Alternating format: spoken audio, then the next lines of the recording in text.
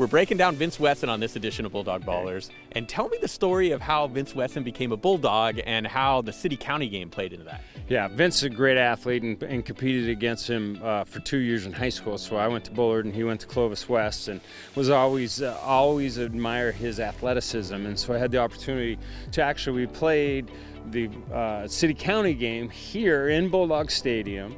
I think if I recall correctly, there were about 22,000 people that came to the game.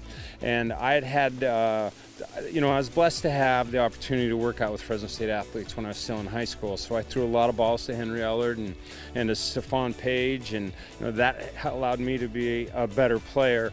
And then when I got the opportunity to practice with Vince in the city in preparation for the city-county game, I just was totally amazed at his athleticism. He's not the fastest man on the planet, but he's a good football player. And so I went back to my dad and said, hey, he's a guy we need to have as a Bulldog. And so the rest kind of becomes history. And so Vince catches the Bulldog, the winning touchdown in the Cow Bowl when Jeff Tedford throws to him. Great comeback that it was, so 29-28, I believe. And then Vince was also caught in 1984, the opening game of the season. We went down to the University of Arizona. It's my dad's 55th birthday. We walked off the night before the game, and my dad starts chanting, 55,000 disappointed fans.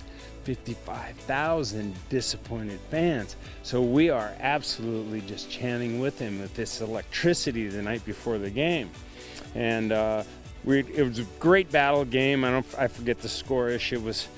But Arizona goes down to score. There's 40 seconds left to go in the game. There's Vince Wesson, Mr. Dynamic Guy, somehow gets open when you need a back play, catches the ball about the 50-yard line. As I already said, he's not the fastest guy. And so he's running. He gets caught at the 4-yard line and stumbles in the end zone and wins the football game. He's a historic athlete in Fresno State history. He is, because like you said, he wasn't the biggest, he wasn't the fastest, but he was a part of some of the greatest moments that are remembered within this program. And I heard him quoted one time as saying, it's just for some reason, he was in the right place at the right time. But is there something to that, as far as an athlete being in the right place at the right time? I think it's always being prepared. As you start to talk about it and I think back to the memories, I think there was a game against New Mexico State that he threw a touchdown pass to me. I think we ran a reverse to him that he scored a rushing touchdown, and he also caught a touchdown. And so he was a guy that you just wanted to get the ball in his hands, and I miss him greatly. He was a great friend. That he had an infectious laugh.